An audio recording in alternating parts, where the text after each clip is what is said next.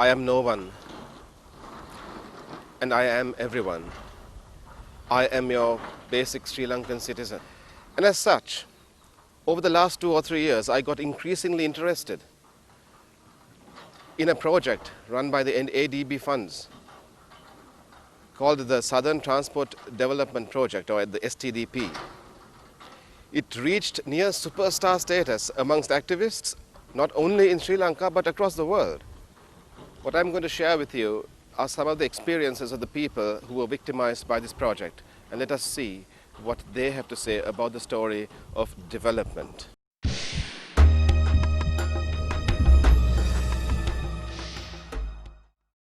Riding down the trace of the highway, stopping almost randomly at places, I spoke to many people living in these areas.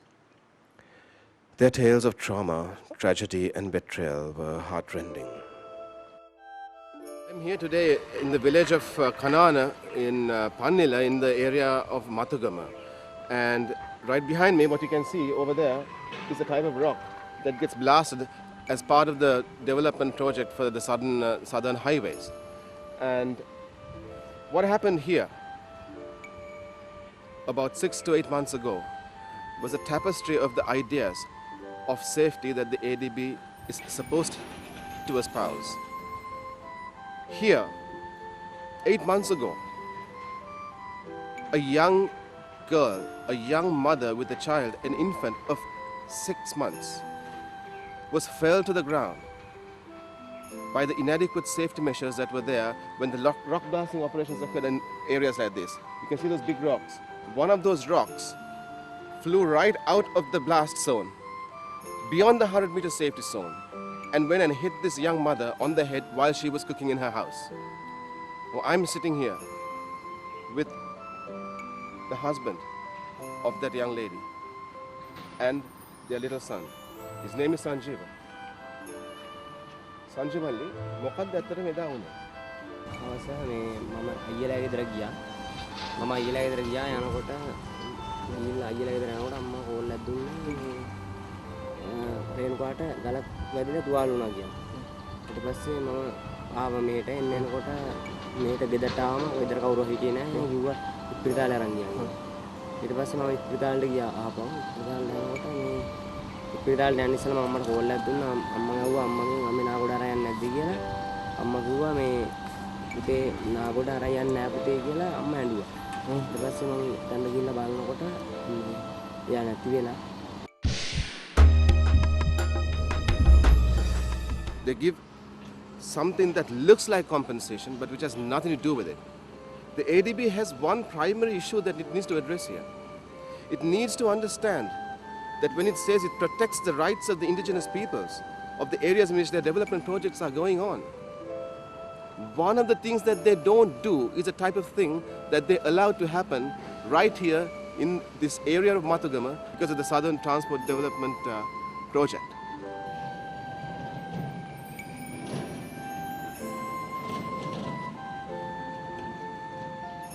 Let's take a look at this. What do you call this? Do you call this the Southern Highway or do you call this the Southern Dam?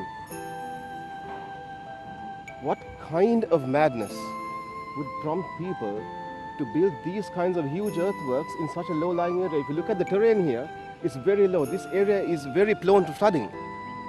And what they're doing right now is instead of building an overpass, they're simply building an earthworks, a huge literal dam. And every time there is even a slight rain, this entire area gets flooded out. And let's take a look at this. What is this? It's already flooded. If you look at the terrain, you will see that that road is going to be flooded 365 days of the year. What are they building this for? Boats? Both the ADB and the Japan Bank for International Cooperation, who are the people who are supposed to be doing this segment of the road, are pretty much to blame for this kind of environmental damage. They say that they stand for the safeguarding of the environment. Where is the safeguard? If they're building dams instead of highways, if they're building roads for boats instead of for people to travel on, if they're going to make an environmental disaster of an area. And the results of this madness?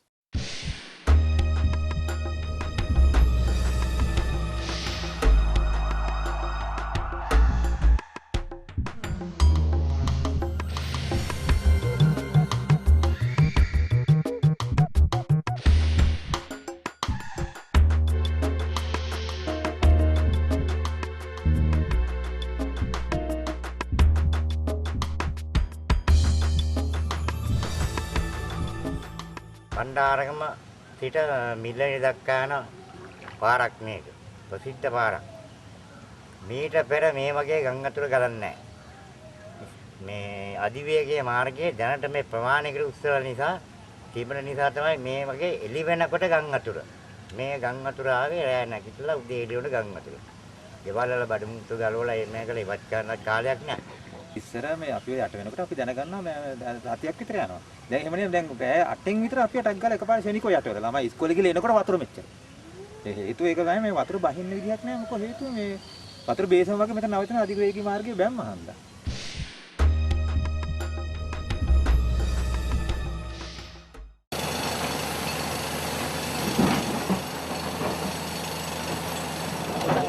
අතක් තියෙනවා. Vibrate එක වැඩි කියන එක පොලිසියනොත් පිළිගන්න. පොලිසිය ඔයසි මහත්තයත් කියනවා පුටුවේ ඉන්නකොට උඩ යනවා වගේලු මේ බෝර දානකොට. එහෙම කියනවා. ඉතින් කිව්වට ඉතින් මේ සල්ලි ගෙවන්නේ මෙයාලානේ. In this village, it seems as if there has been some kind of underhand mechanism going on, which has the government authorities, the contracting company and the police in cahoots to try to diddle these people out of the compensation that they deserve because of the fact that their houses, new houses, are getting are showing cracks because of the massive blasting that is going on the other side. It seems as if the ADB safeguard policies on compensating people has been put on the back burner here. What does the ADB have to say about the fact that they are the people who are contracting with their funds doing to these people here? What are they doing right now?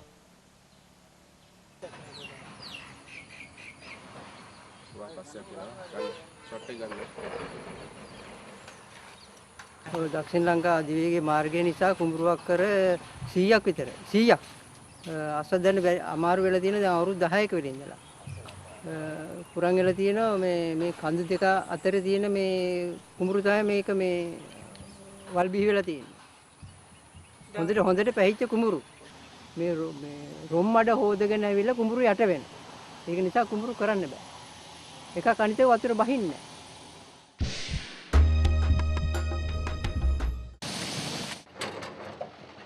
This mountain of rock is one of the largest stone crushers for the highway. The dust from this stone crusher penetrates about 3 square kilometers around it, and it has affected the health of over 150 families in the area. පැවිසි අතරම කෂර් එක වැඩ කරනවා. මේකේ අධික දූවිල්ලක් සහ ගල් කුඩු එහෙම ප්‍රමාණයක් නිතරම නිකුත් වෙනවා. ඉතින් මේවට පරිසරයත් එක්ක නිරන්තරයෙන්ම ඒවා අපි ශ්වසනය කරද්දී අපිට ශ්වසනය කරන්න මේ වෙනවා. මොකද එහෙම දැනෙන්නවට අමතරව අපිට මේ කෙලින්ම අපේ ඇස්වලට පේනවා නිකන් දුම් බලාවක් වගේ මේවා යන තත්ත්වයක එහෙම මට්ටමක තියෙනවා.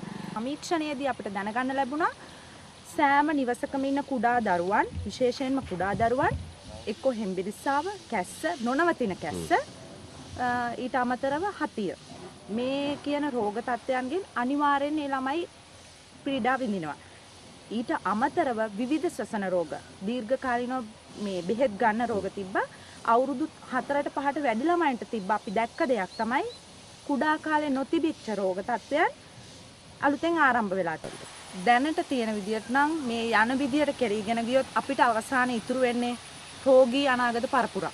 ඒක නම් ස්ථිරයි. මොකද කිසිම විසඳුමක් නැහැ මේ දේවල් වලට. අපි කිව්වා විවිධ තැන් වලට කතා බහ කරලා කිව්වා මේවා අපි මේ සමීක්ෂණයක් මගින් හෙළිදරව් කරා මෙහෙම තියෙනවා කියලා ප්‍රතිඵලයක් නැහැ. මම හිතන්නේ ඒ ළමයින්ගේ අනාගතය පිළිබඳ දැඩි ප්‍රශ්නයකට අපිට මුහුණ දෙන්න වෙයි කියලා තමයි මේ ව්‍යාපෘති හරහා අපිට කියන්න තියෙන අවසන්.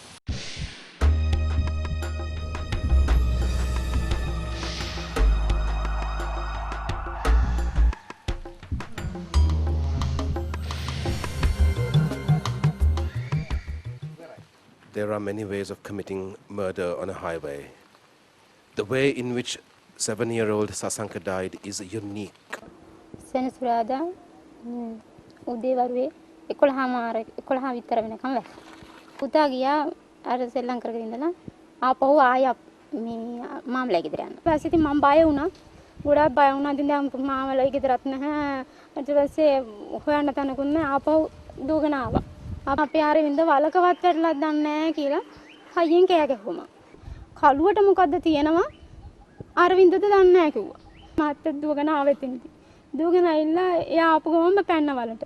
පැනලෙවිල්ලා ගත්ත ගන්නකොට ඉතින් දරුවා නැති වෙලා ඉවරයි. කියන්නේ වැටිච්ච වෙලාවක් මොකුත් දන්නේ නැහැ.